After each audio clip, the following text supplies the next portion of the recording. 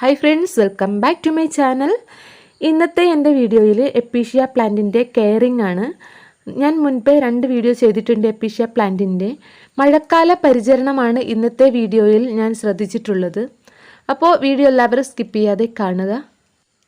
African violet ഫാമിലിയിൽപ്പെട്ട ഒരു flowering plant ആണ് episcia.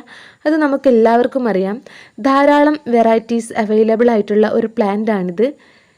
നിറയെ പൂക്കൾ തരുന്ന ഒരു പ്ലാന്റ് ആണ്. വർഷത്തിൽ മുഴുവനും പൂക്കൾ തരുന്ന പ്ലാന്റ് ആയതുകൊണ്ട് തന്നെ എല്ലാവരും ഇഷ്ടപ്പെട്ട ഒരു പ്ലാന്റ് കൂടിയാണ്. വേണ്ടത്ര ശ്രദ്ധ കൊടുത്തിട്ടില്ലെങ്കിൽ പെട്ടെന്ന് തന്നെ നശിച്ചു പോകുന്ന പ്ലാന്റ് കൂടിയാണ്. നന്നായി ശ്രദ്ധിച്ചാൽ നമുക്ക് എപ്പോഴും പൂക്കൾ തരുന്ന ഒരു നല്ല പ്ലാന്റ് കൂടിയാണിത്. അപ്പോൾ മഴക്കാലത്താണ് ഇതിനെ പ്രത്യേകിച്ച് ശ്രദ്ധിക്കേണ്ടത്. ഡയറക്റ്റ് മഴ കൊള്ളുന്ന ഭാഗത്ത് ഈ ചെടി വെക്കാൻ പാടില്ല. അപ്പോൾ തണ്ട് ചീച്ചൽ പോലുള്ള അസുഖങ്ങൾ വരുന്നതാണ്. ഇത് മഴ ഡയറക്റ്റ് കൊള്ളാത്ത ഭാഗത്തോട്ട് മാറ്റി വെക്കണം.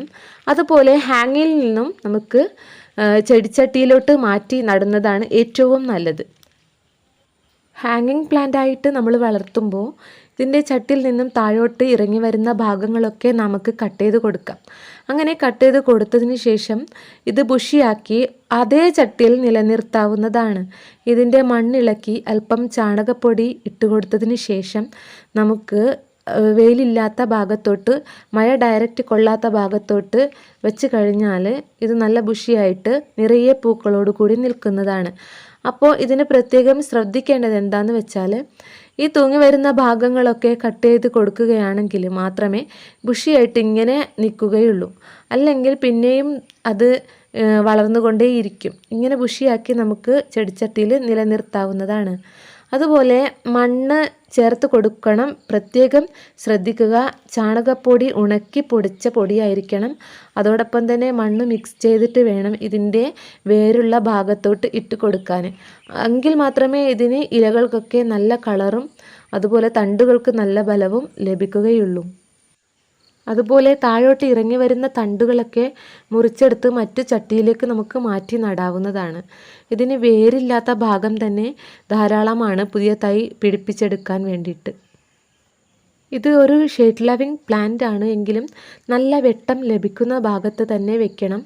എങ്കിലേ പൂക്കൾ വരികയുള്ളൂ. ഷെയ്ഡ് ലവിങ് പ്ലാന്റ് ആണെങ്കിലും ഇതിന് ഡയറക്റ്റ് അല്ലാതെ സൺലൈറ്റ് ആവശ്യമുള്ള ഒരു പ്ലാന്റ് തന്നെയാണ്. ചാണകപ്പൊടി ലഭിക്കാത്ത ഒരു സാഹചര്യമാണെങ്കിൽ നമുക്ക് വേണമെങ്കിൽ എല്ലുപൊടിയും ചേർത്ത് കൊടുക്കാവുന്നതാണ്. എല്ലുപൊടി ചേർത്ത് കൊടുക്കുമ്പോൾ ശ്രദ്ധിക്കണം, മണ്ണോട് കൂടി തന്നെ ചേർത്ത് കൊടുക്കാൻ നോക്കുക. അല്ലെങ്കിൽ പൂപ്പൽ പോലുള്ള ബുദ്ധിമുട്ടുകൾ വരുന്നതാണ്. ഫ്ലവറിന് നല്ല വലിപ്പം കിട്ടുവാൻ വേണ്ടി നമുക്ക് ഇതിന് ഫെർട്ടിലൈസർ കൊടുക്കാം. നല്ല പഴത്തൊലിയും അതുപോലെ എഗ്ഷെല്ലും വെള്ളത്തിലിട്ട് വെച്ച് അത് കൂടുതൽ ദിവസം വെച്ചതിന് ശേഷം അതിൽ നിന്ന് കിട്ടുന്ന ലിക്വിഡ് വെള്ളത്തോട് ചേർത്ത് ഇതിൽ നമുക്ക് സ്പ്രേ ചെയ്ത് കൊടുക്കാം. അത് നല്ലൊരു ഫെർട്ടിലൈസറാണ്. പിന്നെ ഇങ്ങനെ ബുഷിയായിട്ട് നിൽക്കാൻ മറ്റൊരു മാർഗമുള്ളത് ചെടിച്ചട്ടിയിൽ നമ്മൾ ഒന്നിൽ കൂടുതൽ ചെടികൾ നട്ടുപിടിപ്പിക്കുക എന്നതാണ്.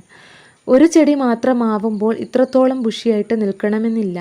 ഇതിൻ്റെ തണ്ടുകൾ താഴോട്ട് വരുന്നതാണ്, ചട്ടി നിറഞ്ഞു നിൽക്കില്ല. അപ്പോൾ നമുക്ക് 2-3 തൈകൾ ഒരു ചട്ടിയിൽ വയ്ക്കാവുന്നതാണ്. പിന്നെ മഴയത്ത് വെച്ചാൽ മഴവെള്ളം കൊണ്ട് ഇതിൻ്റെ ഇലകൾ പൊട്ടിപ്പോവുന്നതാണ്. ഇലകൾ ചീഞ്ഞു പോകുന്നതും കണ്ടിട്ടുണ്ട്. അപ്പോൾ നമുക്ക് ഇങ്ങനെ മഴ കൊള്ളാതെ ഒരു ഭാഗത്തോട്ട് മാറ്റി വയ്ക്കാവുന്നതാണ്. പിന്നെ വെള്ളം ഡ്രെയിനേജ് ഹോളിലൂടെ പോകുന്നുണ്ടെന്ന് ഉറപ്പ് വരുത്തണം. അല്ലെങ്കിൽ ഇതിൻ്റെ തണ്ട് ചീച്ചൽ പോലുള്ള അസുഖങ്ങൾ ഉണ്ടാവും. ഇതുപോലെ നമുക്ക് ഷെയ്ഡഡ് ആയിട്ടുള്ള ഭാഗങ്ങളിൽ ഇങ്ങനെ വളർത്തുകയും ചെയ്യാം. പിന്നെ വാൾ ഹാങ്ങിങ് ആയിട്ടും പിന്നെ നമുക്ക് വെർട്ടിക്കൽ ഗാർഡനിലും സെറ്റ് ചെയ്യാൻ പറ്റിയ നല്ലൊരു പ്ലാന്റാണ് ഈ എപ്പിഷ്യ. എപ്പിഷ്യയുടെ എല്ലാ വെറൈറ്റീസും നല്ല ശ്രദ്ധ വേണ്ട ചെടികളാണ്. കൂടുതൽ വെറൈറ്റീസ് എൻ്റെ കയ്യിലില്ല, 2 വെറൈറ്റീസേ ഉള്ളൂ.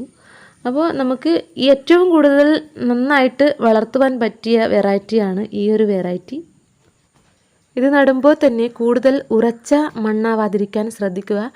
അങ്ങനെ ഉറച്ച മണ്ണാവുമ്പോൾ ഇതിന് ഒട്ടും വളർച്ച ഉണ്ടാവില്ല.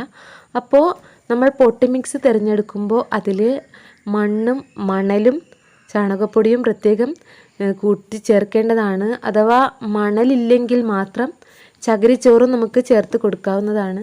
അപ്പോൾ നല്ല ഒരു സോഫ്റ്റായ മണ്ണായിരിക്കും, അധികം ഉറപ്പുണ്ടാവില്ല. പിന്നെ ഇങ്ങനെ വാളിലൊക്കെ നമ്മൾ വളർത്തുകയാണെങ്കിൽ ആവശ്യത്തിനുള്ള വെള്ളം കിട്ടുന്നുണ്ട് എന്ന് കൂടി ഉറപ്പ് വരുത്തേണ്ടതാണ്. ഇത് ഞാൻ പുറത്ത് മഴയത്ത് വെച്ച ഒരു പ്ലാന്റ് ആണ്. ഇത് എപ്പിഷ്യയുടെ വെറൈറ്റി, പിങ്ക് ഫ്ലവറുള്ള വെറൈറ്റിയാണ്. ഇത് കണ്ടില്ലേ, ഇലകളൊക്കെ വളരെ ചെറുതായി. ഇലകളുടെ കളറുകളിലും വ്യത്യാസം കാണാം. ഇതിൻ്റെ ഡാർക്ക് കളറായിരുന്നു. കഴിഞ്ഞ വീഡിയോയിൽ നിങ്ങൾക്ക് കാണാം, ഈ ഒരു ഇലകളൊക്കെ നല്ല ഡാർക്ക് കളറായിരുന്നു, ഇപ്പോൾ ലൈറ്റ് കളറായിട്ടുണ്ട്. അതുപോലെ കണ്ടില്ലേ, താഴോട്ട് വന്ന ഭാഗങ്ങളിലൊക്കെ ഇലകൾ ചീഞ്ഞ് പോയത് കാണാം, ഇങ്ങനെ നശിച്ചു പോയത് കാണാം. അപ്പോൾ നമ്മൾ ഈ ഒരു ഭാഗങ്ങളൊക്കെ കട്ട് ചെയ്തിട്ട് വേണം ഷെയ്ഡഡ് ആയിട്ടുള്ള ഭാഗത്ത്, മഴ ഡയറക്റ്റ് കിട്ടാത്ത ഭാഗത്തോട്ട് നമുക്ക് ഈ ചെടി മാറ്റി വെച്ചാൽ നല്ല ഒരു ഇല നല്ല വലിപ്പം വെക്കുകയും ധാരാളം പൂക്കൾ വരികയും ചെയ്യും, നശിച്ചു പോവില്ല. അപ്പോൾ ഇതൊക്കെയാണ് ഈ എപ്പിഷ്യയുടെ മഴക്കാല സംരക്ഷണമായിട്ട് എനിക്ക് പറയാനുള്ളത്. ഇന്നത്തെ വീഡിയോ നിങ്ങൾക്ക് ഉപകാരപ്രദമായി എന്ന് തോന്നുകയാണെങ്കിൽ ലൈക്ക് ചെയ്യുക, ഷെയർ ചെയ്യുക. സബ്സ്ക്രൈബ് ചെയ്യാത്ത കൂട്ടുകാരുണ്ടെങ്കിൽ പ്ലീസ് ഒന്ന് സബ്സ്ക്രൈബ് ചെയ്ത് സപ്പോർട്ട് ചെയ്യുക. അതുപോലെ സബ്സ്ക്രൈബ് ചെയ്യുമ്പോൾ കൂടെയുള്ള ബെൽ ബട്ടൺ പ്രസ് ചെയ്ത് അതിൽ ഓൾ ഇനാബിൾ ചെയ്ത് വെക്കാൻ മറക്കരുത്. എങ്കിലേ ഞാനിടുന്ന വീഡിയോസിൻ്റെ നോട്ടിഫിക്കേഷൻ നിങ്ങൾക്ക് ലഭിക്കുകയുള്ളൂ. അപ്പോൾ കൂടുതൽ നല്ലൊരു വീഡിയോയുമായിട്ട് ഞാൻ ഉടൻ തന്നെ വരുന്നതായിരിക്കും. Thank you for watching.